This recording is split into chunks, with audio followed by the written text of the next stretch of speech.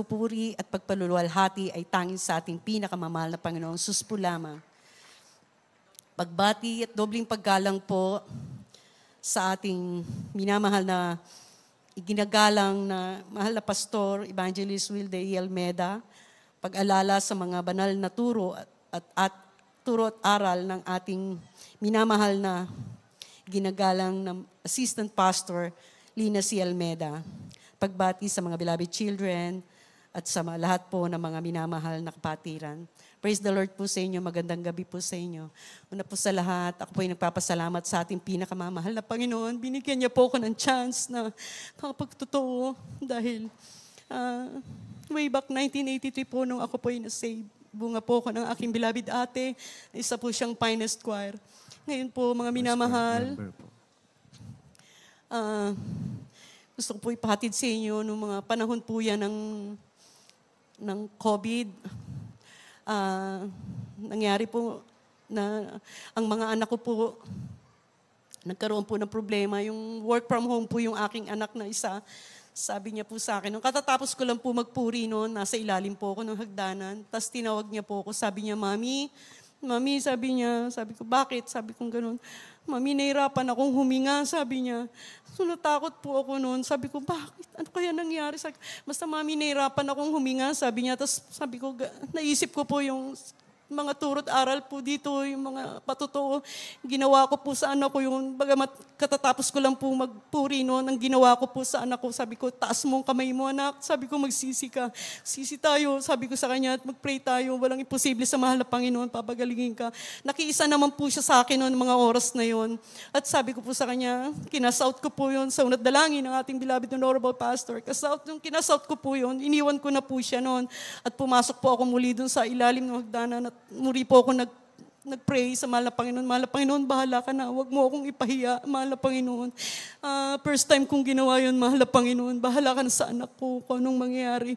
Alam niyo po, maya-maya tinawag po ako ng anak ko. Sabi po niya, Mami, sabi niya, parang pong natitense po ako, bumalik po akong bigla. Sabi ko, bakit? Sabi ko sa kanya, Mami, wala na. Sabi niya gano'n. Pinagaling po siya ng ating pinakamamahal na Panginoon Sus. Napakabuti po ng ating pinakamamahal na Panginoon Sus. Hindi pa po dyan natatapos.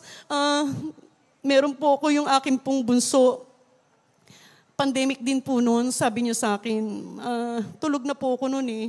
Yung pangyayari na po yun, tulog na po ako noon. Tapos, nung natutulog na po ako doon sa ilalim po nung sa kwarto po, may sumisilip po sa akin, nararamdaman ko. Bagamat tulog po ako noon. Pero yung pakiramdam ko po, at yung diwa ko, may sumisilip sa akin.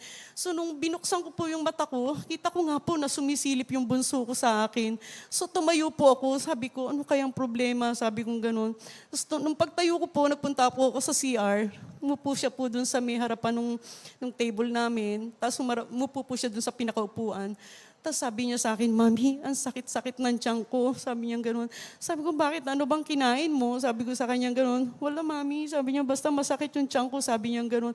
Sige, sabi ko, antayin mo ko dyan. Nung paglabas ko na nga po, muli po, naalala ko po yung ginawa ko po dun sa isang anak ko na hinilehans ko po muli siya. Sabi ko sa kanya, taas mo yung kamay mo. Sabi ko, magsisi ka. Sabi ko, papagalingin ka ng mahal na Panginoon. Kinokontra niya pa po ako nung sabi ko, huwag mo kontrahin. Sabi ko, dito ka papagalingin ng mahal na Panginoon. Sabi ko sa kanya. So, sumunod na rin po siya. Tapos nung nilehans ko nga rin po siya at kinasa-out ko yun, maya-maya po, iniwan ko na po siya. Tumayo na po siya at pumunta po siya dun sa sala namin. Sabi ko sa kanya, sabi ko, papatayin ko na yung TV ha, alas 3 na. Sabi niya, wag mami, mo lang bukas. Tapos hinayaan ko na nga po at pinakiramdam ko po, humiga po siya doon sa may sala namin, sa may set po.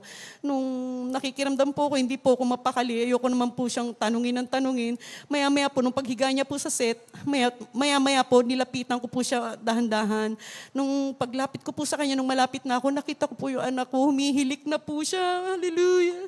Pinagaling din po siya ng mahal Panginoon. Pinatulog po siya ng mahal Panginoon. Yung iniinda niyang sakit ng tiyan. Hallelujah. Pinatulog na lang ng mahal Panginoon. Ito pa po. Ito lang pong August 18. Praise the Lord. Sunday service po noon. Kararating ko lang po dito noon. At hinanap ko po yung mga loved ones ko na kung saan nakapwesto. mag-upo ko pong ganun, itinaas ko muna po binaba ko po yung gamit ko at tinaas ko po yung kamay ko at nalalangin muna po ako sa mahal na Panginoon, pagbigay ka lang po. Alam niyo po, naisip ko po yung cellphone ko, pagtas ko po manalangin, hinanap ko po yung cellphone ko, nawawala. Sabi ko, hindi muna po ako nagsalita sa mga loved ones ko na kasama ko. Sabi ko, wala yung cellphone ko. Hanggang sa tinignan ko na po yung bag ko, wala din po. Hanggang sa sinabi ko na po dun sa anak po sa apo po nung kuya ko, sabi ko, bali apo ko na rin po. Sabi ko, Andre, sabi ko, pahiram nga ng phone mo, nawawala yung phone ko. Tawagan mo nga yung phone ko kung totoong nawawala. Sabi ko, kasi hindi ko makita, hinanap ko na lahat sa gamit ko. Tinawagan po niya. Pag hindi po nag-ring, nakapatay na po yung phone ko. So, totoo po, doon po ako naniwala na nawawala na nga po yung phone ko. So, sabi ko, mahal na Panginoon, bahala ka na, patawarin mo po ako. Hindi po ako nagtanong, hindi po ako nag-question sa mahal na Panginoon. Sabi ko, mahal na Panginoon, kung ano man po yung nagawa akong pagkakasala sa iyo, patawarin mo po ako. Kung pagkukulang ko sa iyo, yun na lang po yung ginawa ko. At hindi na po ako nag-isip na, sige na, tinanggap ko na kung wala. Sabi kong gano'n. Tapos po, nagpuri na po noon, nung joyful hanggang solemn, nag-straight na lang po ako ng puri. Hanggang sabi ko sa pamangking, sa apo ko po, sabi ko, antabayanan mo yan, check mo ako kung magri-ring o ano. Sabi, wala na talaga, tita. Sabi niya gano'n, pinatay po yung phone mo. So, hindi ko po makuhang umiyak. Hindi po ako yung nagre-react na natetense, hindi po ganun. Pero ganun pa man, may nanghihinayang din po kasi nawala. Ito na po ngayon nangyari.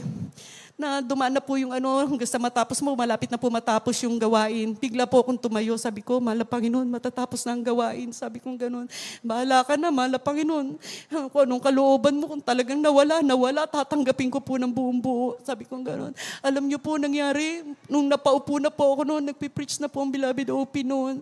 Umupo po ako, tapos nakita ko po yung telepono, para pong mayroong sa akin na hawakan mo yan. Sabi niya, tawagan mo. Parang may po sa isip ko na ganun. So, tinry ko po. Nag-ring po yung telepono ko. Hallelujah. Alam niyo po, may sumagot po. Sabi niya sa akin, hello kuya, praise the Lord po. Sabi ko sa kanya, kayo po ba nakakuha ng telepono ko? Sabi niya po sa akin, oo. Sabi niya, alam niyo po yung totoo po, nung kausap ko na po tao na sumasagot na yon, alam ko pong lasing. Ganun the way po na makipag-usap, lasing po siya.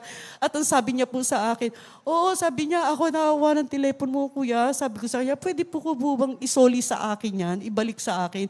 Sabi niya, oo, sosoli ko sa iyo to. Sabi niya, tapos sabi niya po sa akin, talaga isosoli ko sa iyo to. Takot na takot ako sa telepono mo. Sabi niya gano'n.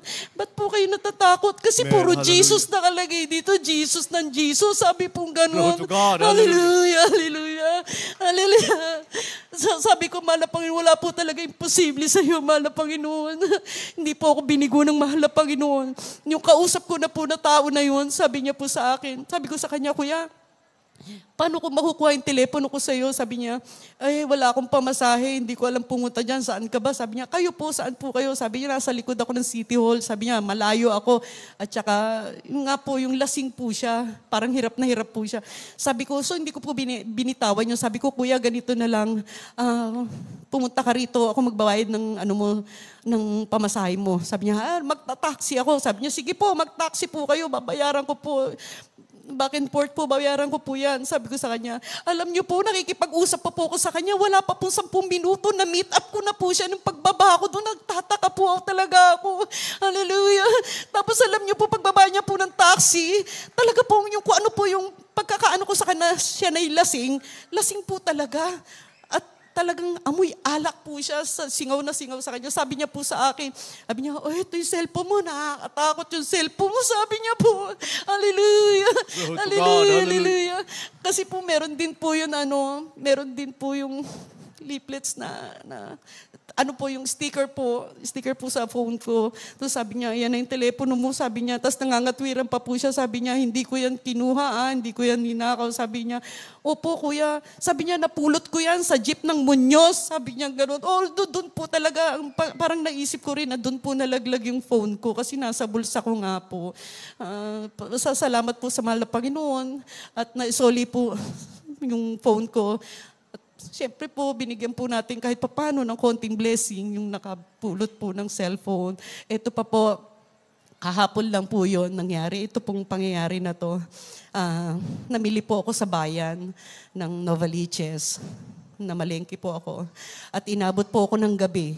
Alam niyo po, nung pauwi na po ako, bago po ako malis na nalangin po ako sa mahal na Panginoon, nang ingatan niya ako. Dahil sa tuwi-tuwi na po, kada alis tayo, wag po natin kakalimutan na manalangin sa mahal na Panginoon para pag-ingatan po tayo. At Right, ganun din amen. po ang Hallelujah. aking ginagawa. So dumating po yung pagkakataon na hinabot po ako ng ulan at pauwi na po ako noon. Patawid na po ako. At nung patawid na po ako niyan, nangyari po sa akin, nakatawid na po ako ng isang ganyan. Kumbaga, pag ganito po yung sasakyan, that's may pasalubong po kasing gano'n yun. Nakatawid na po ako sa isang lane. Tapos yung susunod naman po, doon na nasa gitna na po ako, naghintay po ako. Kasi hindi naman po talaga ako basta tatawid na may parating na sasakyan. Nag-wait po talaga ako. Alam niyo po, nung nandun na po ako sa gitna na yun, bigla pong nag-over po sa akin yung motor. Kailan po ako patawid, talaga pong masasagasaan niya po ako. Alam niyo po, talagang nahagip niya po ako. Hindi ko po malaman kung nahagip niya ako dahil talagang tumama po yung motor sa akin. Tapos may humila pong ganun sa akin na hindi ko maintindihan kung sino yung humila sa akin. Sabi ko, mahal na Panginoon, sabi ko, tinignan ko po yung sarili ko. Sabi ko, alam ko, tinamaan ako, pero bakit wala ako? Ba't hindi siya, di ko po naramdaman. Amen. Pero talagang nahagip glory niya Jesus. po ako nung motor na yon. Hallelujah, hallelujah. Alam niyo po, nung pag-uwi ko po sa bahay, tinaas ko po yung kamay ko. Sabi ko, mahal na Panginoon, napakabuti mo. Kung wala ako sa iyo, Yes, mahal na glory to God. Panginoon, Hallelujah. hallelujah. Patawarin mo ako, mahal na Panginoon. Sabi ko, sa mga pagkukulang ko sa'yo, salamat pa rin, mahal na Panginoon, sa pagliligtas mo sa akin. Hallelujah. Hanggang dito na lang po, lahat po ng kapurihan at pasasalamat ay tanging sa ating pinakamamahal na Panginoon, Sus po lamang. Amen.